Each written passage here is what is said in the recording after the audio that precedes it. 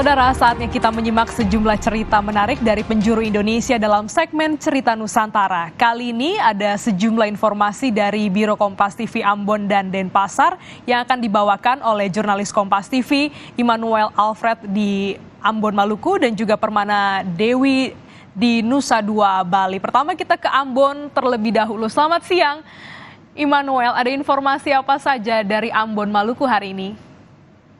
Baik, selamat siang Glenis. Ada dua sorotan dari Biro Ambon Maluku. Yang pertama, semangat melestarikan budaya tanah air sudah seharusnya dimiliki oleh generasi muda.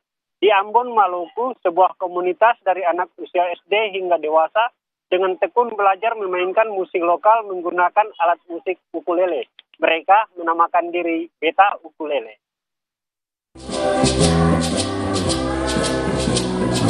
Belasan anak ini terlihat serius dan menikmati alunan gesekan senar ukulele dipandu mentor yang sudah berpengalaman.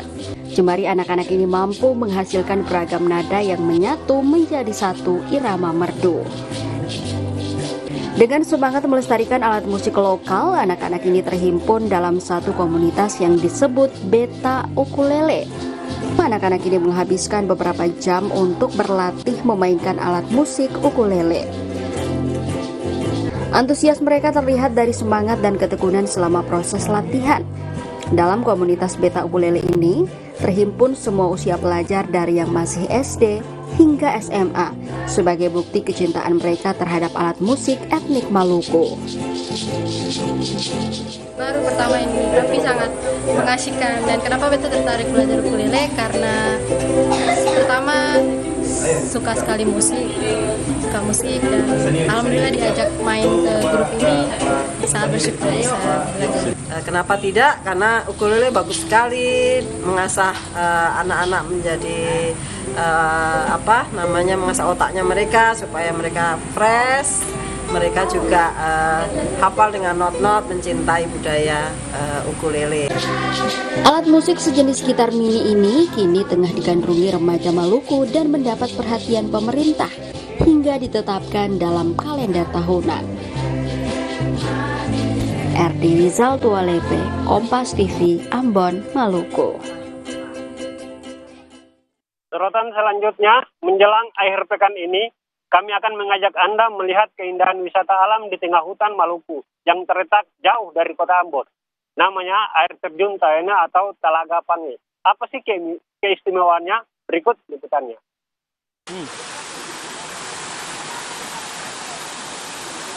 Siapa sangka, air terjun Taeno atau Telaga Pange yang eksotis di tengah hutan rimbun ini ternyata tak jauh dari pusat kota Ambon.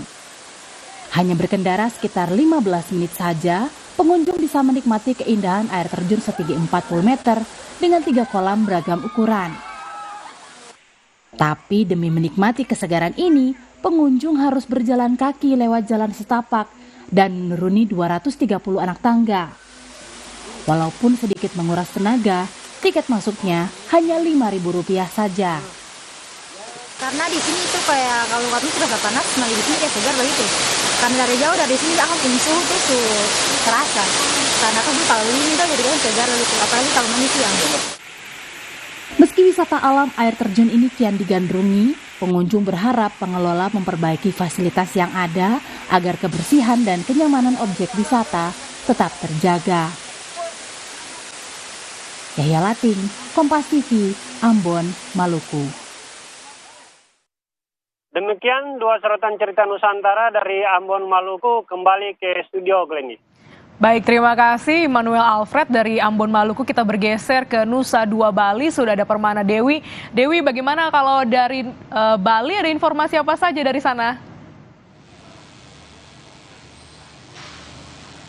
Ya, Glenis dan juga saudara, selamat siang. Berikut akan kami sampaikan beberapa informasi pilihan yang menjadi sorotan dari Pulau Dewata dalam Cerita Nusantara kali ini. Cerita sorotan pertama, saudara, gelaran konferensi tingkat tinggi G20 sudah di depan mata. Selain TNI dan Polri, unsur pengamanan adat juga dilibatkan. Pecalang dikerahkan untuk melakukan pengamanan mulai dari pengecekan penduduk pendatang hingga pengamanan akses warga selama Pekan Puncak G20 hingga 16 November mendatang. Ratusan pecalang atau petugas keamanan desa adat akan dikerahkan untuk membantu keamanan selama KTT G20. Salah satunya yakni pecalang di Banjar Sawangan, Desa Adat Peminge. Di Desa Adat Peminge ini menjadi salah satu lokasi yang paling steril selama KTT G20 karena lokasi menginap dan pertemuan kepala negara dilakukan di salah satu hotel di kawasan tersebut. Sebanyak 50 anggota pecalang di desa adat ini diterjunkan untuk membantu pengamanan di persimpangan jalan. Selain itu, pemeriksaan penduduk pendatang dan sosialisasi G20 dilakukan pecalang ke warga desa setempat. Pengamanan nantinya akan dimulai pada 11 hingga 17 November. Kita akan terlibat secara langsung ya dalam pengamanan itu, melibatkan dari desa adat itu 50 anggota yang akan dilibatkan dan ditempatkan pada persimpangan-persimpangan jalan untuk mengantisipasi warga atau orang-orang yang memerlukan akses, karena di jalan utama nantinya akan di steril demikian karena begitu banyaknya kepala negara yang akan hadir. Sudah barang tentu jalur tersebut harus betul-betul steril, kita bisa memberikan rasa aman dan nyaman kepada delegasi yang akan datang. Kolaborasi antara TNI, Polri, dan pecalang ini diharapkan bisa mensukseskan pelaksanaan puncak KTT G20 dengan memberikan keamanan dan kenyamanan bagi para delegasi dan pemimpin negara. Sinta Pramadewi, Kadek Santosa, Kompas TV, Badung, Bali. Cerita sorotan berikutnya, saudara, populasi burung jalak Bali. Burung yang menjadi endemik khas Pulau Bali, keberadaannya kini sudah semakin langka. Balai Taman Nasional Bali Barat pun mencoba melakukan beberapa upaya konservasi, salah satunya dengan melakukan pelepas liaran puluhan ekor burung jalak Bali yang hampir punah ini. 10 ekor burung jalak Bali atau curik Bali yang berasal dari penangkaran dan temuan masyarakat sekitar dilepas liarkan di halaman kantor Balai Taman Nasional Bali Barat, Kabupaten Jembrana.